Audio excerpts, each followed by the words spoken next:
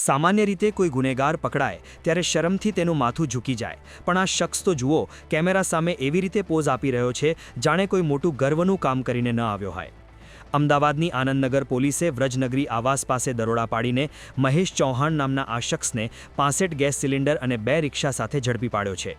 જ્યારે મિડલ ઈસ્ટના યુદ્ધને કારણે સામાન્ય જનતા એલપીજીની અછત વેઠી રહી છે, ત્યારે આ મહાશય ગ્રાહકોના હકનો ગેસ ચોરી કરી કાળા બજાર કરવાનું કૌભાંડ ચલાવતો હતો।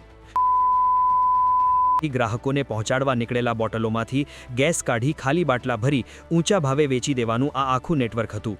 રૂપિયા 1.69 લાખનો મુદ્દામાલ જપ્ત કરી પોલીસે આ ભ્રષ્ટ કૌભાંડનો પર્દાફાશ કર્યો છે।